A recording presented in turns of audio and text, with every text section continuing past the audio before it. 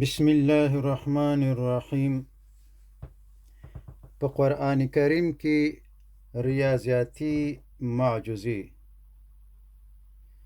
په قرآن کریم کې د ریاضي یا حساب داسې یو محافظوي او سکیورټي سیستم موجود دی چې د انسان د عقل او استعداد نه ډیر زیات اوچت دی، او دا دومره قوي سیستم دی چې که چیرته په قرآن کریم کې یو حرف یا لفظ یا لغات او یا یو آیات د خپل ځای نه بې ځایه شي او یا د قرآن کریم نه وویستل شي او یا په قرآن کریم کې اضافه شي، نو د دې سیستم په واسطه غلطي سمدستي نیول کیږي. یا په بل عبارت، قرآن کریم کوډډ یا کوډ شوی کلام دی چې کونجیانې او کوډز یې دوه حسابي نمبرونه دي چې یو او بل 19 دی. اگر چې د شروع او مثالونو د ورکولو نه مخکې شاید تاسو زما په خبرو پوه نشئ، خو لږ وروسته به انشاءالله په مثالونو کې پوره پوه شئ. اصلاً د دې سیستم د کار کولو طریقه داسې ده چې په قرآن کریم کې ځینې شیان داسې تکراریږي یا داسې حساب راځي چې په 19 باندې او یا 7 باندې پوره تقسیمیږي، یعنی هیڅ شی باقی نه پاتې کیږي. اوس اول د 19 نمبر محافظوي رول په قرآن کریم کې ګورو. دا نمبر یا 19 نمبر د سورة المدثر په 10 نمبر آیات کې ذکر شوی دی. اعوذ بالله من الشیطان الرجیم علیها 19. د دې لفظي ترجمه دا ده چې په هغې باندې 19، خو علماء کرام د دې تشریح داسې کوي چې په دوزخ 19 محافظې او پیردار فرشتې مقرر شوي دي. څومره چې وخت تیریږي، انسان ترقی کوي، ټکنالوژي او ساینس ترقی کوي، په هماغې اندازه الله تعالی د قرآن معجزې یوه د بلې پسې ښکاره کوي. په هر ترتیب اول د 19 نمبر محافظوي یا سکیورټي رول په اولې او اخرنۍ او وروستنۍ وحي کې ګورو.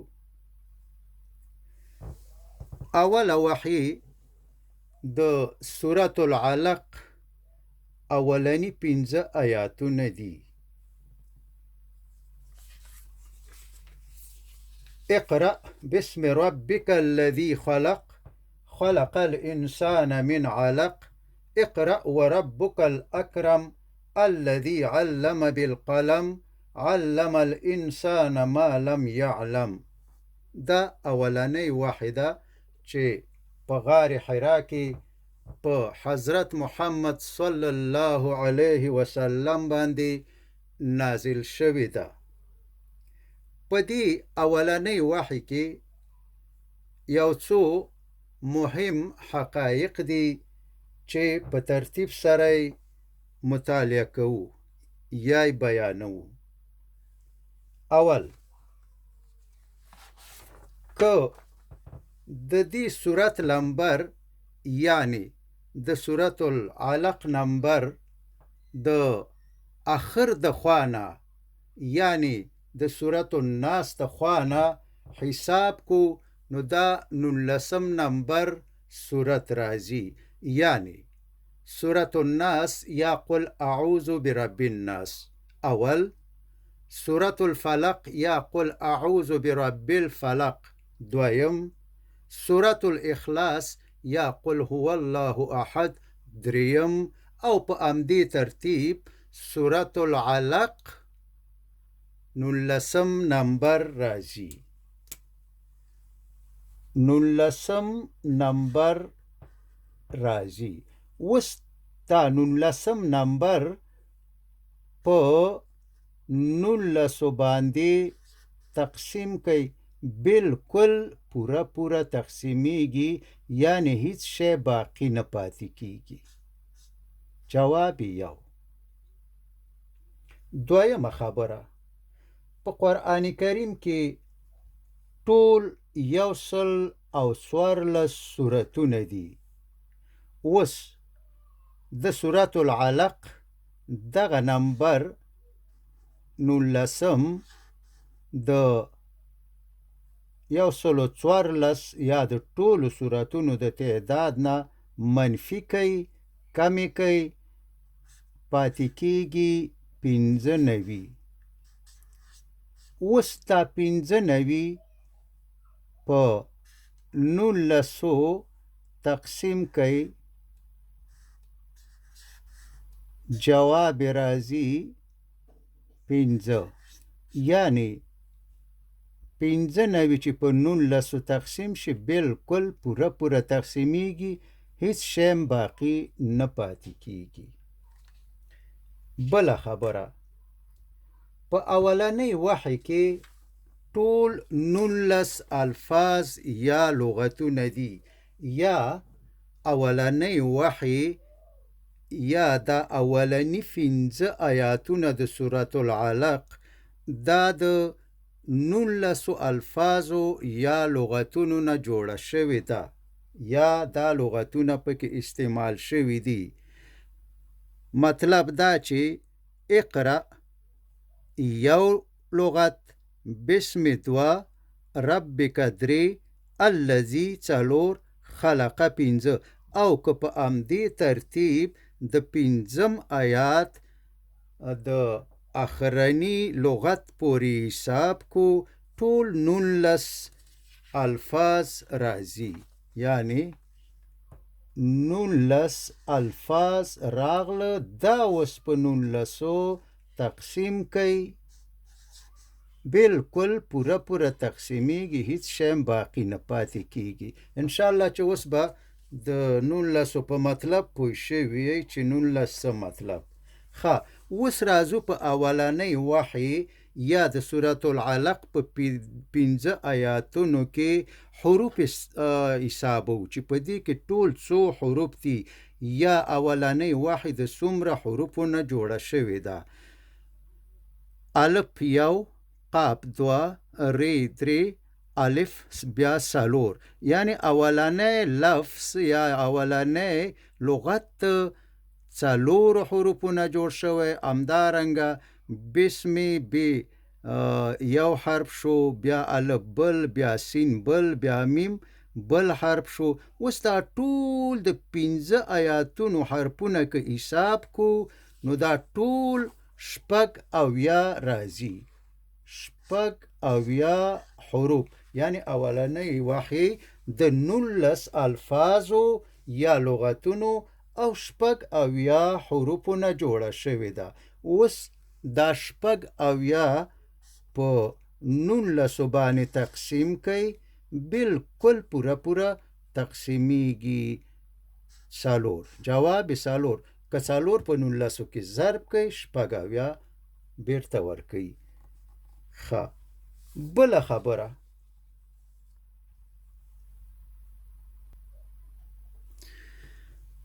د قرآن د تکمیلیدو پورې، یعنی کله چې قرآن تکمیل شو او ټول سورتونه تکمیل شو، تقریبا 23 کاله ونیول.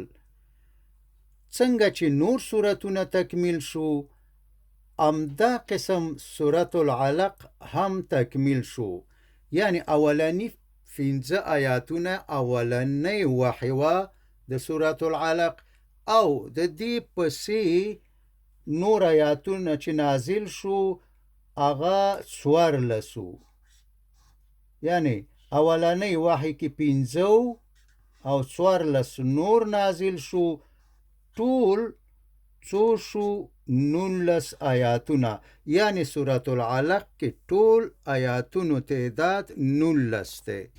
اوس دا 19 په 19 تقسیم کوي، بالکل پوره تقسیمیږي، یعنی هیڅ باقی پکې نه پاتې کیږي. بله خبره هغه دا ده چې لکه مخکې چې وویلې چې په هغه اولنیو 15 آیاتونو کې د حروفو تعداد 80 و. اوس چې 14 آیاتونه نورم ورسره شو، ټول 19 شو. اوس دې 19 آیاتونو کې چې حروف وشمارو نو ټول 285 حروف پکې دي، یعنی ټول صورت د 285 حروفونه جوړ شوی دی. دا اوس په 19 باندې تقسیم کوي، بالکل پوره تقسیمیږي. 15.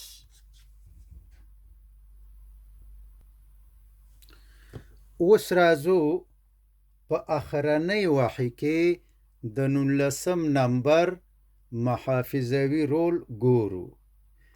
اخرنۍ وحی د النصر صورت یا اذا جاء نصر الله دا صورت دی.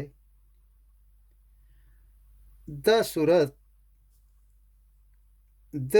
که په دې صورت کې وګورو یا اخرنۍ وحی کې وګورو، لکه څنګه چې اولنۍ وحی یا د سورة العلق اولنی 15 آیاتونه د 19 الفاظو او یا لغتونو نه جوړ شوي وو، همدارنګه اذا جاء نصر الله چې 3 آیاتونه دي، دا هم د 19 الفاظو نه جوړ شوي دي، یعنی الفاظ په دې کې 19 دي. دا وګورئ، اذا یو، جاء 2، نصر 3، همداسې الله 4 او الفتح 15، او په همدې ترتیب د توابه پورې ټول الفاظ 19 راځي.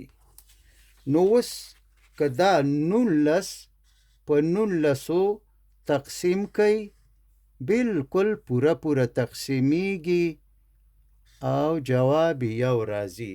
خو ډیره د حیرانتیا او تعجب خبره ده چې اولنۍ وحی هم د 19 الفاظو نه جوړه شوې وه یا 19 الفاظ پکې استعمال شوي و، او وروستنۍ وحی چې 23 کاله وروسته نازل شوه، دې کې هم 19 الفاظ یا 19 لغتونه استعمال شوي دي. بله خبره، اولنۍ آیات د سورة النصر چې اذا جاء نصر الله والفتح، که په دې کې حروف وشمارو، بالکل پوره 19 حروف پکې دي، یعنی اذا الف 1، زال 2، بیا الف 3، او په همدې ترتیب د والفتح پورې دا ټول حروف 19 کیږي. نو بیا ماغه شی دی 19 حروف تقسیم په 19 باندې پوره تقسیمیږي، جواب یو. بله خبره، د اول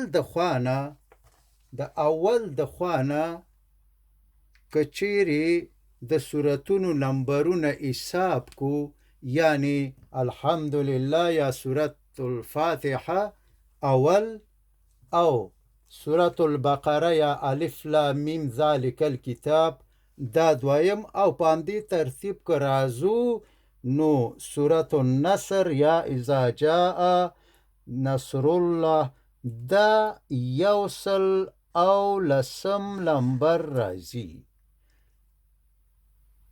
په دې کې 3 آیاتونه دي او یو بسم الله الرحمن الرحیم پکې ده. دا ټول سره جمع کوي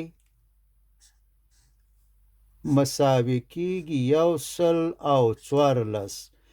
114 د قرآن د ټولو سورتونو مجموعي تعداد دی، یعنی اخرنی وحی دا ښیي چې په قرآن کې ټول 114 سورتونه شو. اوس دا 114 په 19 باندې تقسیم کړئ، بالکل پوره تقسیمیږي، جواب شپږ راځي.